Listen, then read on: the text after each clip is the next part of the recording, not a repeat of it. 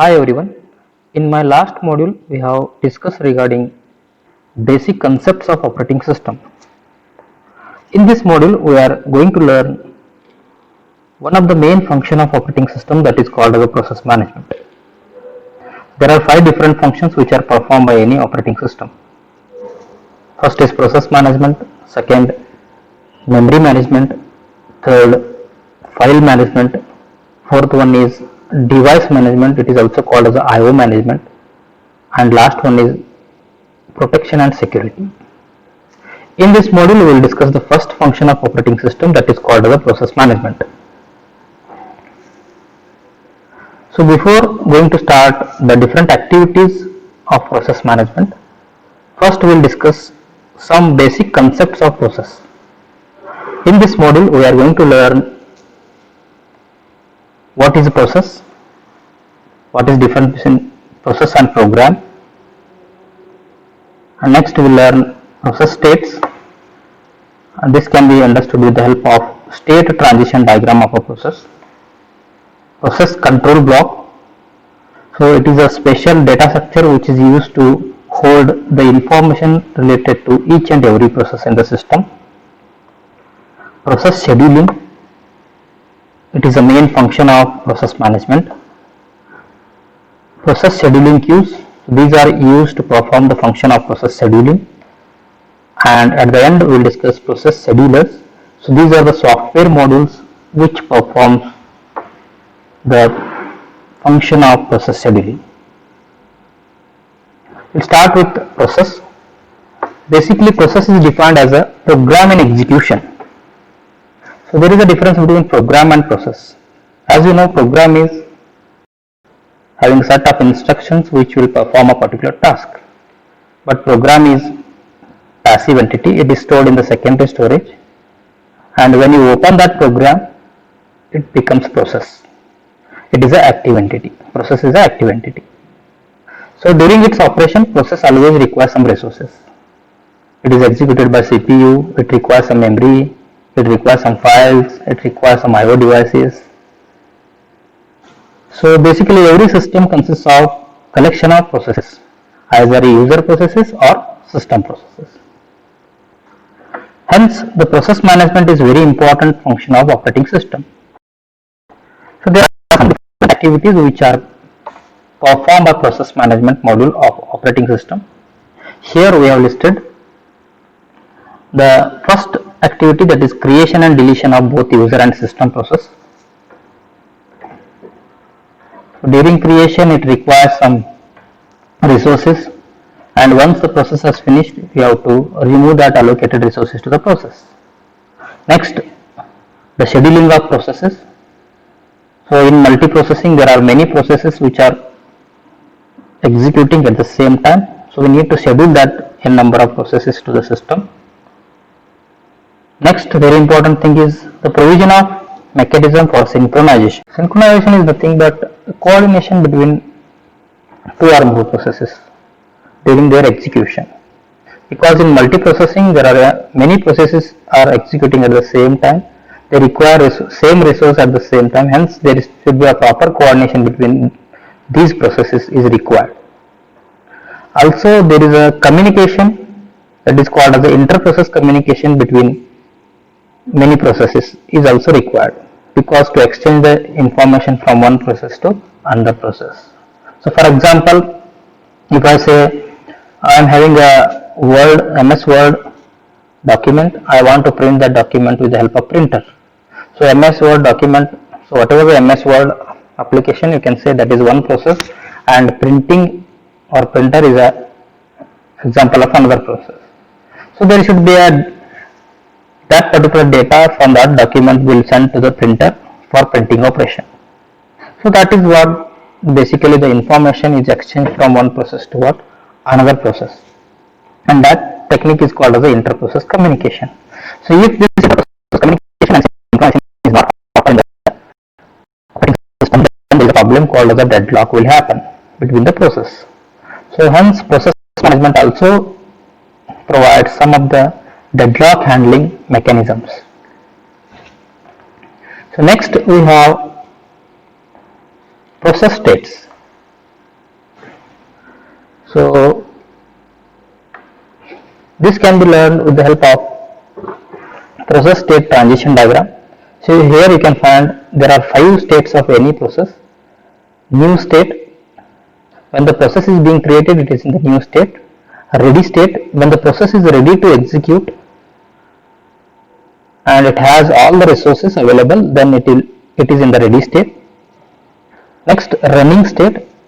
So you can see here running state, third state, where the process is actually performing its operation or processing its instructions. And terminated state, when the process has finished its execution, performs its task, then it is called as a terminated state. But sometimes the process may not able to finish because of some reasons like IO or any other event. At that time that process must wait for that particular event to complete. That state is called as a waiting state.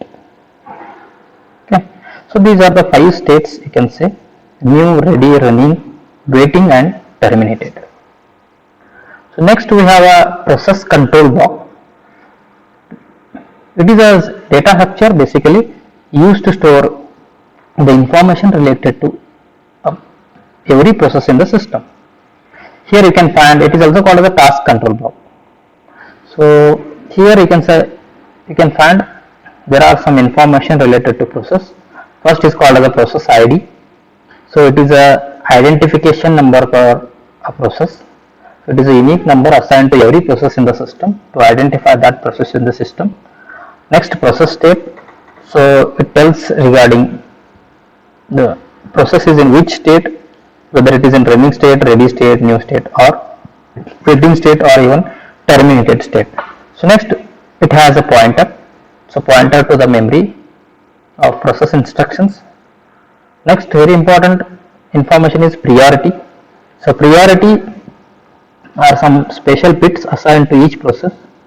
So highest priority process will run first and the lowest priority process will run at the end. Next, for every program, like what we have a program counter, for every process there is a program counter which points to the next instruction in the process to be executed by the CPU. So also process requires some CPU registers to hold the information during its execution. Next, it has some IO information. So it tells what are the different input and output devices which are allocated to the process. And at the last it is having accounting information. So this information consists of some execution time, waiting time, response time of a process. So next we have the concept called as a process scheduling.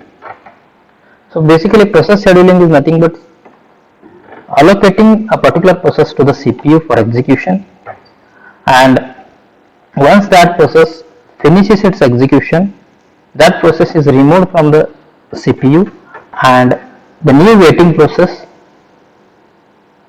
is allocated to the CPU back. So sometimes the process may be during its running state it requires some resources like IO because of interrupt or because of any child process execution or because of some time limit expiry.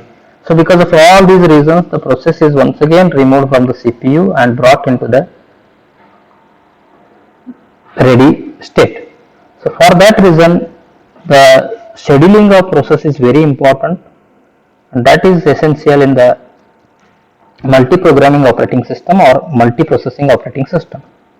So to perform this scheduling, so process management maintains some queues, and these queues are called as the process scheduling queues.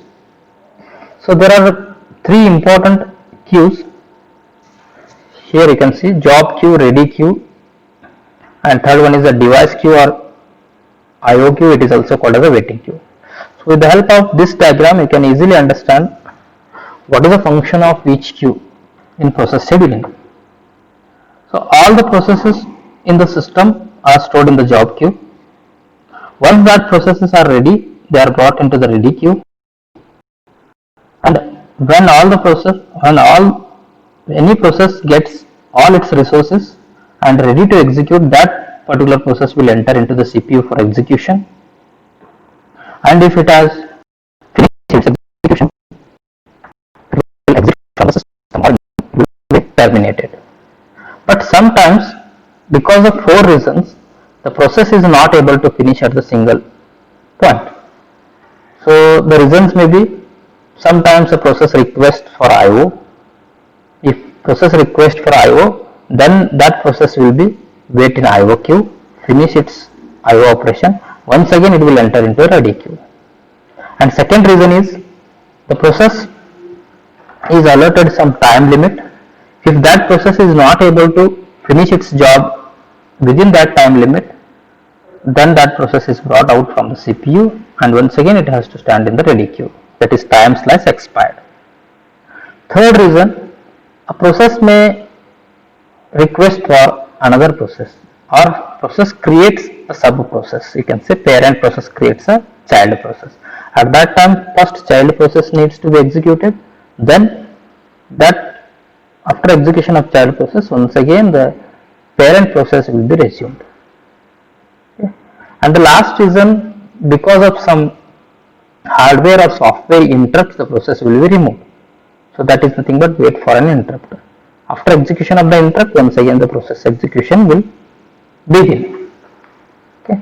So depending on this concept, there are 3 important queues here. So job queue, which keeps all the processes in the system; ready queue, which consists of the processes which are residing in memory and ready and they are waiting to execute; and device queue, the process which are waiting for an IO device. They are stored in the device queue. Hence, it is also called as a IO queue. Clear? And the last concept in this module is schedulers. So basically, schedulers are the main system softwares of process management module. So these are the system softwares, and which the main function of the schedulers is nothing but which performs the scheduling operation. So there are 3 basic types of schedulers: long-term scheduler, short-term scheduler, and medium-term scheduler. So long-term scheduler, which will select the process from job queue, or you can say pool or job queue, and loads them into the memory for execution. So it is a process of bringing a process from job queue to the ready queue, you can say. Hence its name is a job scheduler. It is also called as a job scheduler. And short-term scheduler, which allocates CPU process which are waiting for the ready queue. So its main function is scheduling the processes from ready queue to the CPU. Hence its name is CPU scheduler. And there is one more intermediate scheduler, that is called as a medium-term scheduler. It is also called as a swapper. So the function of swapping, so it is taking out or taking into. So for example, if I say process can be taken out from the CPU because of some interrupts, and then that process must wait in the ready queue, or process from ready queue that will be entered into the CPU with the help of schedulers, you can say dispatcher. So that reintroduce of the process into the memory is called as a swapping, process swapping. So hence, so as you compare that, the speed of the long-term scheduler is less as compared to the speed of short-term scheduler, because long-term scheduler is in between job queue and ready queue, whereas short-term scheduler is in between ready queue and CPUs, because CPU works at the faster rate. So hence its speed is more. Clear? So this is the end of the module number 5. So next thing we will discuss in the next module. Thanks for watching. Thank you.